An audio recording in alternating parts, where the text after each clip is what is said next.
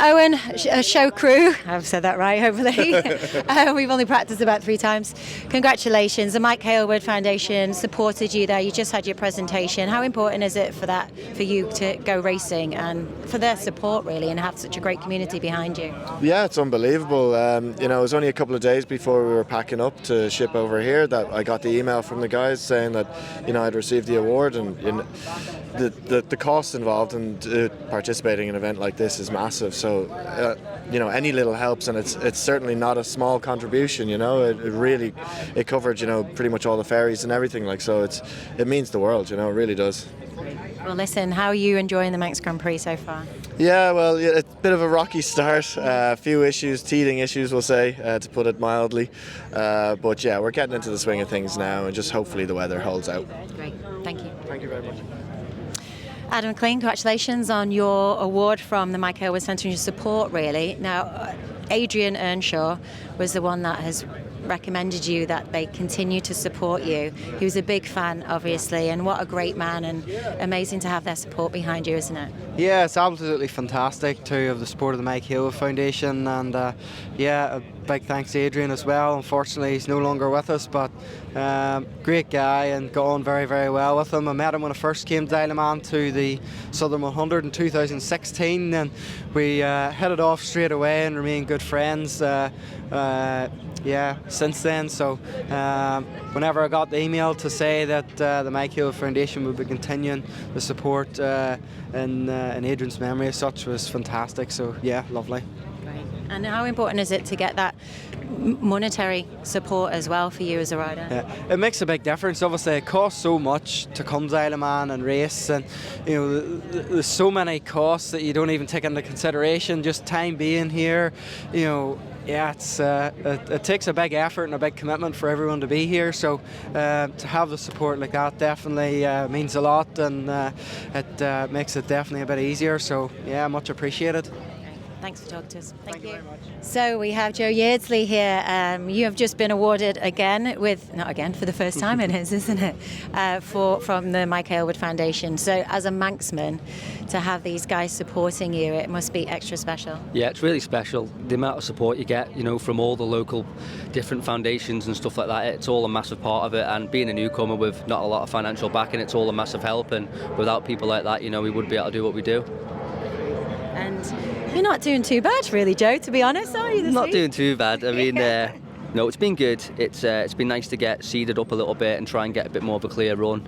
But no, the classes are real tight. I think this year, from the spectator side of things, it's going to be one of the most exciting ones going for us riders.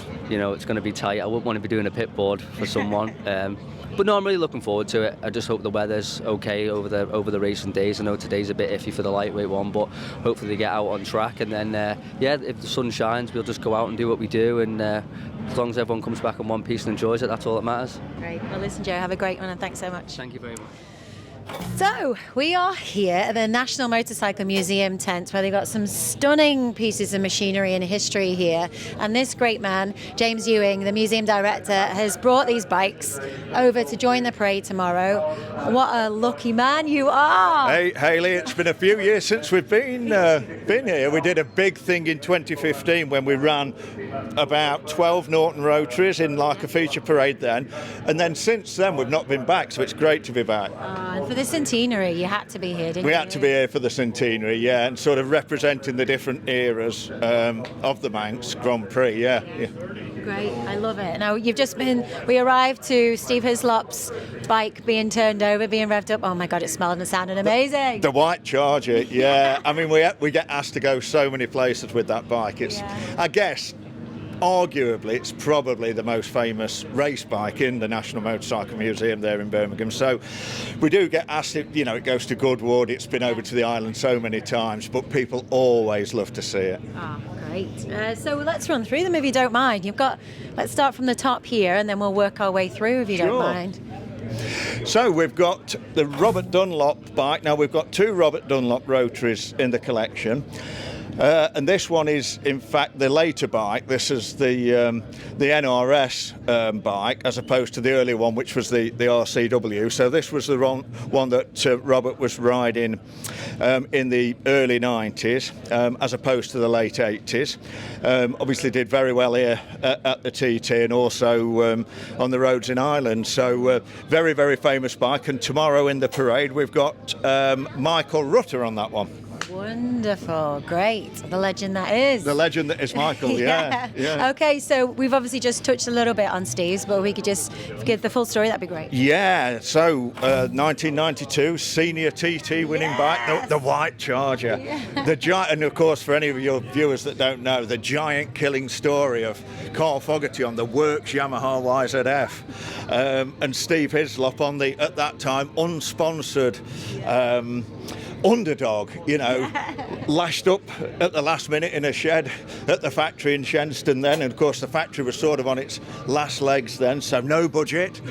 Picked up that Abbas sponsorship at the last minute, and of course it was called the White Charger because when it arrived on the island, apart from a bit of Manx sponsorship from the steam packet and what have you, there was no sponsors.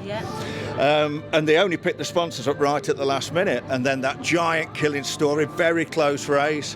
And as Carl said to me, he didn't expect Steve, as amazing a rider as Steve was, he didn't expect Steve to be able to win on that bike because he was on the Works Yamaha. And as Carl said to me, the Yamaha was dropping apart underneath and the rev counter fell off and the tank was loose and he was holding it on with his knees. And the old White Charger finished pretty much unscathed, so a David and Goliath story. Yeah. If you haven't watched that race back, where have you been? Make sure you tune into that. Okay, so next up. So next we've got that pre-war Norton Inter. That's a nice bike then, of course, representing all the different eras of the Manx. We've just been running that one up this morning. That one's been over to the island a few years ago, and it's done some laps of the mountain course. So we're fairly confident of that one. The rider as yet still unknown, but that's going to get sorted out in the next few hours because we've got quite a lot of famous riders want to take part in the parade. So we'll have somebody famous on that, I'm sure. But it's all ready to go, and a bike that's already proved itself round the mountain. 1933, that one's from. Wow. Okay. Well, another famous one then, Hailey. We've got the 1949 Jeff Duke TT Clubman TT winning bike. So uber famous rider, uber famous bike. Obviously an amazing provenance. Jeff Duke, when there was the Clubman TT, of course, when you were riding road bikes essentially. And of course the Clubman TT went, as you all know, right through to the late 80s, early 90s, and got a bit risky then on the old big Japanese bikes. But a bike pretty much standard from the factory, and the godfather of the TT there, Jeff Duke, he took the 1949 Clubman TT on that bike. So and tomorrow we've got Ryan Neen on that bike. Yeah, in fact he's just been in with us this morning just trying the thing out. I said to him, the only thing that we want to see, you've just got to get your knee down through the bungalow now, right? So yeah, so he's quite excited about riding that tomorrow. And then obviously the great Alec Bennett. Yeah, right on the end there is the 1928 Alec Bennett TT winning Velocette, junior TT winning bike. So again, much older back in the scheme of things, representing the 1920s, and Alec Bennett there. A little bit different that. Now Nick Jeffries is going to be riding that, but it's a little bit different in as much as it's lever throttle and hand change, so it's not twist grip throttle. Now we're not even sure if Nick's ever ridden a hand change bike, so we'll soon find out tomorrow. I'm sure he's going to come and see us today though, but he'll enjoy riding that because it's got no brakes really. Well, it has got brakes, but you might as well not have brakes. Lever throttle, not twist grip, hand change, so there's a lot going on. Manual advance and retard on the ignition, so a lot of things that modern day riders aren't used to. So we might, Nick, as brilliant as he is, we might need to give him a little bit of guidance on that one. A little bit of guidance. And then just coming in one bike there, we've got that just post-war AJS 7R. And that's representing the sort of late 40s here over at the Manx, and we've got the one and only Milky Quail on that bike. Wonderful. So we've got some great riders, and we're really privileged to be here. Obviously, we've got some uber famous bikes, but the thing about the National Motorcycle Museum, the important thing about the museum is we use the bikes. And so they're not just stored away for people to view in a museum. We're not a conventional museum in that way. We bring the bikes out to a lot of track events, Isle of Man, Goodwood, all sorts of places, even abroad. Even go abroad to places like Coupe Moto Lejeune, Dijon in France. And we use the bikes as they're intended, and quite often we use the bikes, and here's a good example with some riders that are really representative of those bikes. I mean, we've had Michael Dunlop quite a lot on his dad's bike, which is marvellous. I mean, sadly, obviously, we can't have Steve on his bike, but we can have people who've had John McGuinness ride it in the past. So we've got people that knew Steve and back in the day and were very close to Steve, as was Ian Simpson. Ian Simpson was a good friend of Steve Hislop, so it's marvellous to have Ian on the bike tomorrow. So we try and link him with the past as well as using the machinery. Yeah, wonderful. Wow, what a dream job you have. Yeah, it keeps me out of prison. Yeah. Listen, James, thanks so much for your time. I know you're crazy busy trying to get these ready and meet everyone and get everyone set up. Touch wood, we're all good so far. Okay. We've run everything up, everything seems fine. We've done quite a lot of work. Wes, our mechanic, who's here today, and his son Chris, our two mechanics. We've done quite a lot of work over the last 3 weeks. Okay.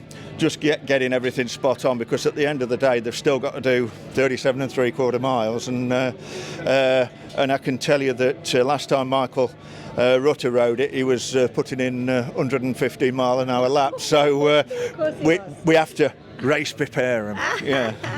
Well, listen, thank you so much, and we look forward to hopefully coming and meeting you at the museum. That'd be great, and come and have a little tour around, come and cover it. Have a look at the collection. Yeah. We'd love to. James, everyone, and his glorious collection that's going to be going out in the Manx Grand Prix Parade tomorrow.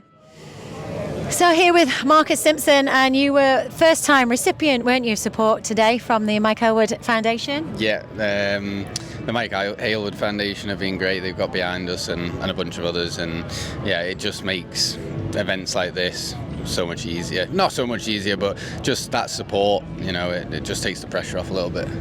And a local lad, it's great to see a local lad getting that support and doing so well as well. Yeah, it's... I've been watching my dad here since 2006 when he first did the Manx Grand Prix, and it's just always been the dream to race around here. And yeah, it's going well. It's more or less going to plan how we, I had no expectation of any lap time, and but yeah, it's going well. Great. Listen, Marcus, thanks so much, and yeah, congratulations.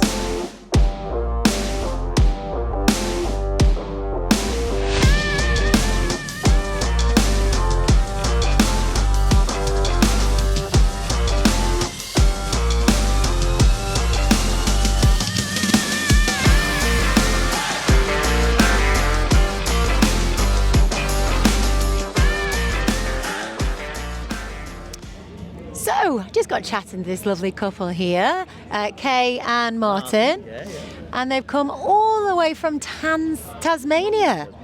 Wow, welcome. Yes, it's worth every mile of it, though, isn't it? Well, you haven't got a Tasmanian accent there. No, I should have, because I've been there since 1965. So, Right. yeah, but we come here regular. Okay. Every year? No. Well, we haven't been able to come for the last 2 or 3, have we? Yeah. But we've been a lot of times. Okay. And this morning I went round the track on a Triumph, which is the first time I've ever done a lap, which was fabulous. Yeah. You had fun. Yeah. Great. Yeah. Love it. Yeah. So you were riding, and do you ride pillion? No, riding. You're riding. Yeah. Great.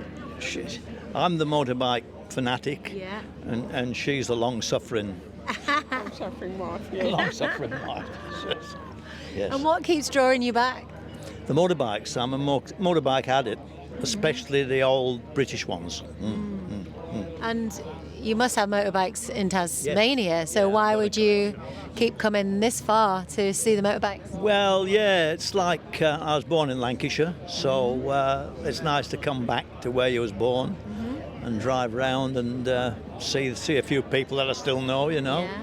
And often meet people here that I know as well. I have a cousin that raced here for years and years and years. Right. He's a bit older than me. He's probably 78, and he come off his motorbike at Wigan the other day racing. Oh, no way. Wow, what's his name?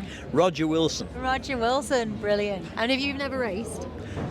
Well, yeah, I raced a Velocet in Tasmania in 1965 and 1966, Right. but Kay doesn't like me racing, of course. So.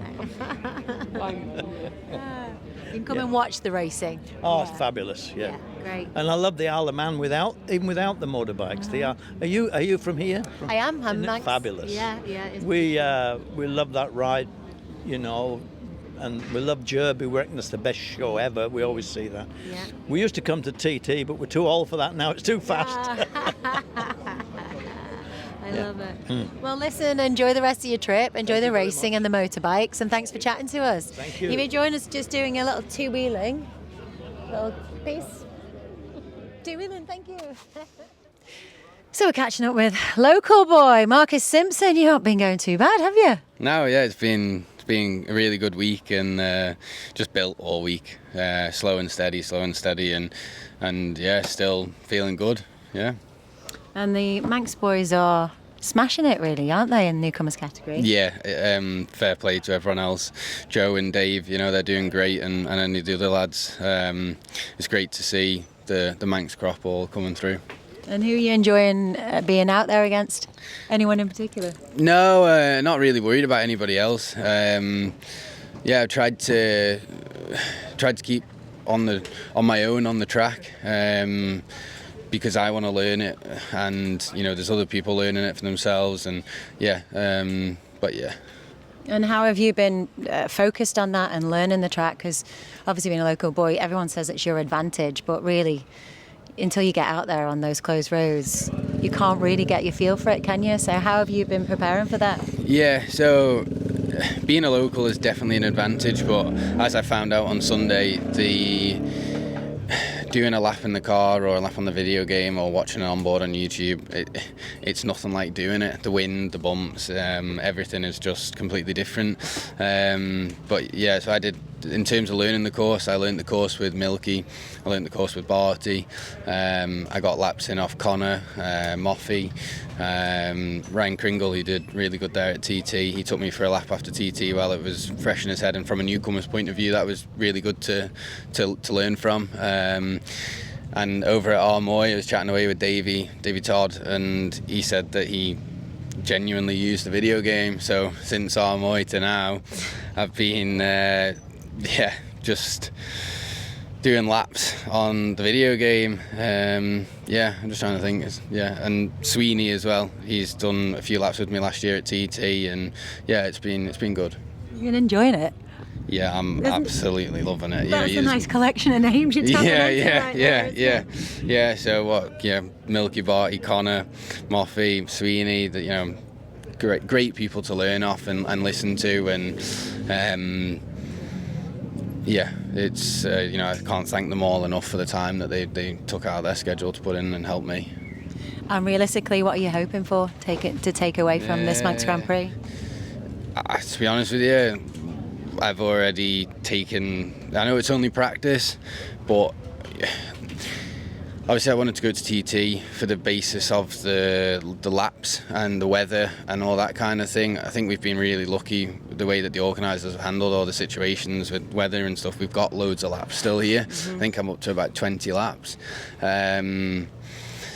So yeah, I think coming into the event I was, you know, it's all great thinking what you can do or what you can't do, but there's no better way of finding out than doing it.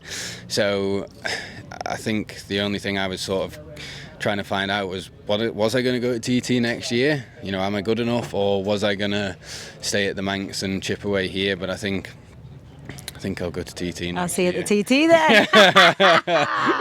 Absolutely. Listen, nice one. Thanks for talking to us. All the best. Have fun. Enjoy it. And I look forward to seeing what you do. Perfect. All right. Thanks, Nice Hailey. one. If you Cheers. just joined us and doing a little two-wheeling. So I'm here with Paul Baltham from Team Classic Suzuki, who has just been part of the delivery of a pretty spectacular bike and is involved in some amazing projects, but one of which your main client is Team Classic Suzuki, isn't it? Right, So yes, Paul, yeah, tell us and more. in the 80s I was with Team Suzuki GB and the factory in Japan, and because of that knowledge I get hired to look after RG 500s in particular, Okay. and mainly for Steve Wickman at Team Classic Suzuki. Okay. And we have here a couple of motorcycles which are fairly famous. One of them has been seen at the TT here before. It actually won a TT, and it also won the British Grand Prix the year before, which makes it fairly unique. After about the mid-70s, when the TT was no longer a Grand Prix event, you didn't really have bikes that would win a Grand Prix and a TT. So this bike is quite unique in that respect, and it is the bike that Randy rode in 1980, Mick Grant rode in 1981. Mega. And it's nice to touch it again. Yeah. Because I touched it in the 80s. So Wow. What an honour. it is. It's quite nice, really. Steve has a marvellous collection of motorcycles, and some of them are bikes that I've touched before and I'm touching again, and I can look at them and go, I remember that dent. I remember making that bracket. It's really quite special. Wow. And tell us about Phil Reed's bike there just behind you as well. So Yes, we've got two here. over here we have a Mark 1 Suzuki. When Phil left MV, he had a privateer Suzuki like this in 1976 in life colours. And we've tried to replicate that here with the colour scheme and so on. And this is a bike that Phil has actually ridden for Team Classic Suzuki for 7 or 8 years until he passed, unfortunately, last year. It's quite a special motorcycle, and it's quite different. It has no silencers, so it's very loud. I took it to Brands Hatch a few weeks ago, and it was measured at over 120 decibels, which is jumbo jet sort of area. It's loud. So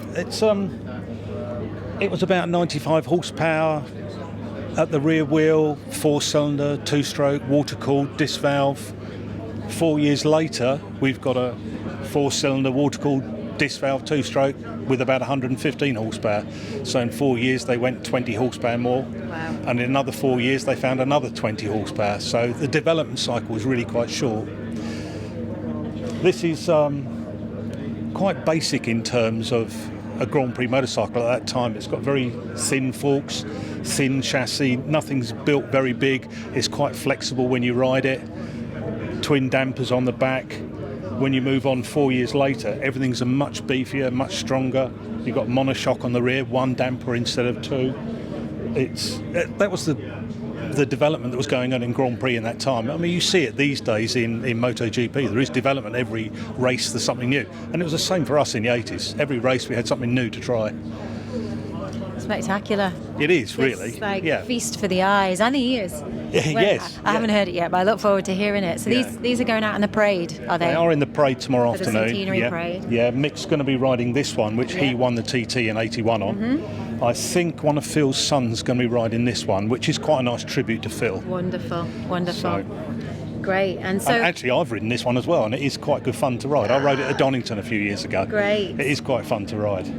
and what's been, from a classic point of view, so you would have had access to all sorts of classics. What's really stood out for you, and what have you had the most fun on, or has meant the most to you?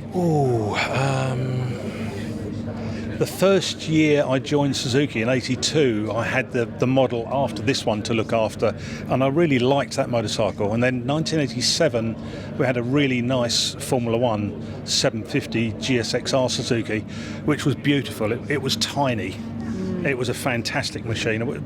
My rider won a couple of rounds of the World Championship on it, so he did crash in another one, but but he won a couple of rounds of the World Championship, and I really like that motorcycle. All motorcycles sort of excite me. I've got a wide range of stuff on my own at home, from old to new, so Yeah, it's just motorcycles. Cut me in half, it says motorcycle. In fact, cut me twice and it says Suzuki. I love it. Well, listen, thank you for sharing these with us. okay. Thank you for bringing them to the Centenary so we can all enjoy them with you as well. Pleasure. Can't wait to see them out there on the course. Have you joined us in just doing a little two-wheeling classic symbol? Thank you.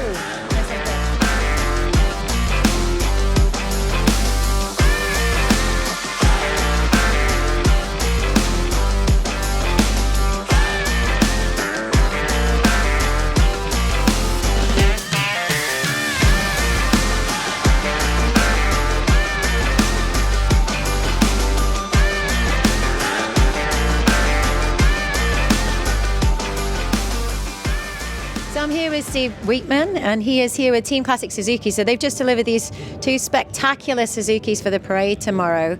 There's two. Mick Grant will be riding this. This was his that he won in. Yes, so that's actually Mick's old TT winning bike from 1981. It was Randy Mamola's GP bike the previous year, but the TT riders in those days used to get the hand-me-downs from the GP stars. So, but no, he rode it in 81, and I was fortunate enough to buy the bike from Japan about 10 years ago, and Mick's ridden it on a number of occasions since, and Randy Mamola's ridden it 2 or 3 times this year as well. So Right. it's nice to get the bikes reunited with the original riders wherever we can. Definitely. And to get them out and playing, right? To get them running. Well, I must admit, I'm beginning to wonder about my wisdom with doing that, but yes, we try at the beginning of the year we try and think what events we're doing and who's likely to ride, and so we work on getting those bikes up and in a good, safe, usable condition, and hopefully they'll last the year, and then we can look at what we're doing with them next year. But it is becoming more and more difficult as the parts become rarer and rarer and rarer, and we're having to make more things ourselves. So, but at the moment these two are running well. So the largest classic Suzuki bike collection in the world, is that right? Apparently so. I've not got quite as many as I used to have, but still got about 70 Suzuki race bikes, and the majority of those are over 10 years old, and quite a lot of them are sort of 30, 40 years old like these. So yes, I think it probably is. Yeah, certainly more than Suzuki have got in Japan anyway. Woo! And how many of those do you get out racing in the year? Probably between 10 and 15 we get out there. I mean, all of the bikes are capable of being ridden, and or would be within 1 or 2 days of us putting our minds to it. But we tend to have a look at what we're going to do, and as I say, we try and use the bikes that we know are the safest, most reliable. And this year's been a particularly busy year. We've looked after Kevin Schwantz on 2 occasions, and we've got another event next month with Kevin and Randy and some other riders, and obviously we're at Goodwood and a number of UK events, as well as recently in Belgium and earlier in the year in Spain, and we're due to go to Portugal as well. So yeah, it's busy. Fantastic. And what keeps you committed and obviously the collection is huge, but what is it about Suzuki that your love is just, you're so loyal to it? I think it really stems from many years ago when I was young, and when I was first into bikes, like everybody used to be when they were 16. In those days, people had a little sports moped, either a Fizzy or an AP50 or something exotic that was Italian.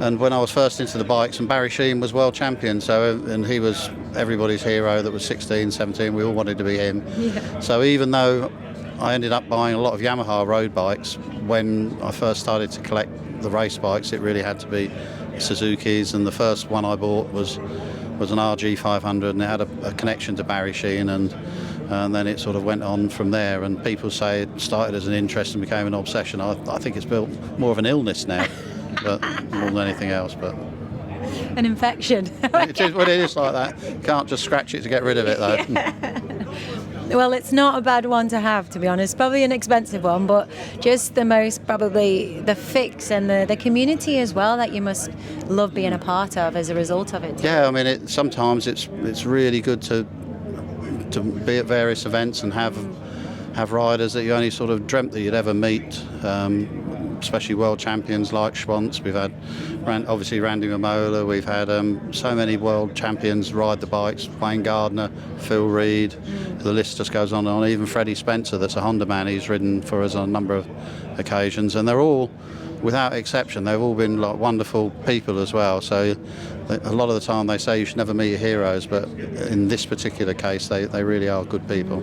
Wonderful. And do you have a favourite classic event that you really like showing them or attending yourself? Well, we all say it's the one we're at.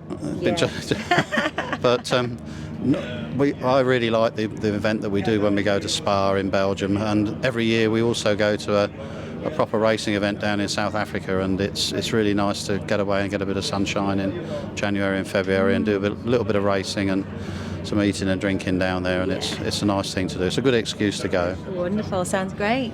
Well, listen, thank you for joining us at the centenary, the Manx Grand Prix. It's an honour to have you here for the 100-year celebrations. And then obviously you have Michael Dunlop out there on his Suzuki, and what phenomenal lap times he's been giving us and performance already, and it's going to be a pretty great Grand Prix for him, I think. Well, I hope so. I mean, it would have been nice if he could have got out today on his 250 and won on that to take the pressure off, shall we say. And we do still have some reliability issues with the big superbike, and because we've only been developing it for 2 years, whereas a lot of the bikes that are here, the Kawasaki's and other bikes, they've had 8-9 years in some cases to develop them. But we'll see, we're learning, and if the bike holds together, I'm sure Michael will be at the sharp end of the results. But if it doesn't hold together, then it won't be finishing second or third or fourth, I don't think. It'll either be first or it'll be nothing. He's one super, on another level, committed human being, isn't he? You see him in the pits and he's straight after every session, he's on it with his crew, he's got on the laptop, they're looking at the stats, they're tinkering away. It just feels they're just at another level. So it's a beautiful thing to watch. He is. He's certainly absolutely committed to it. I mean, at the end of the day, it's his life, and it's not only his life; it's what he's grown up with. And the thing is with Michael is he is a very, very nice guy, and he's 100% committed to everything he does. And he's also incredibly intelligent and quick-witted and funny. And when you get to know him, he really is a lovely guy. Well, listen, enjoy the rest of your weekend, the rest of the event, and have fun. Hopefully the sun's going to stay out to play. So, yes. Yeah, it's been nice and sunny ever since I said it was going to rain. Yeah, I know. It's been wonderful to speak to you. Thanks for sharing your beauties with us. So we happen to have stopped here to have a nice little chat with Chris, and he's just sharing his only toy left, you said. Is that correct? Your Norton? Yeah, Norton dummy racer. Okay. It's a replica machine. It's not an original, but it's a replica of the factory bike from 1961, which Tom Phillis rode into third place in 61. And then after that, Norton's packed it in and didn't race the dummy racer again. The bikes were sold to Paul Dunstall, and then they were generally had bigger engines put in them, and they just seemed to disappear. Phil Reed rode one of these in practice in 61 and fell off at signpost. Sid Mizzen then took over that ride, so it was Sid Mizzen and Tom Phillis. Sid Mizzen actually went to work for Paul Dunstall after the bikes were sold to Dunstalls. Okay. And you used to race as well yourself? Yep, I used to classic race 350 and 500 Nortons up until 2006 was the last time I raced, which was Daytona in GP 500 and GP 350, 5th and 7th in GP 500. Tremendous. And so this is how you play out now? This is how you come out to play? Is this final toy? Well, basically, this is where you get your race it's part of the show. Yeah. We make all this equipment, and obviously we come here to sell and to show it off. Yeah, great. Wonderful. And why the centenary? Say again, sorry. Why the Manx Grand Prix? Why? Why does it draw you back to be here? I've been coming to the Isle of Man since 1965 as a youngster, shall we say, but I've never raced here. But I've raced North America, Europe, and Northern Ireland, the Ulster Grand Prix. Okay. But now we're too old and too creaky. Well, at least you can bring this beauty here, and you can come the community that come back together and reunites really, and especially something like a 100-year celebration. It's really special to be a part of, isn't it? Yeah, certainly is. Yeah. Well, thank you for sharing this with us. Enjoy the Manx Grand Prix, and we will. We'll see you very soon. We'll be round the paddock, so we'll look forward to checking in with you again soon. Thank you. Thanks, Chris.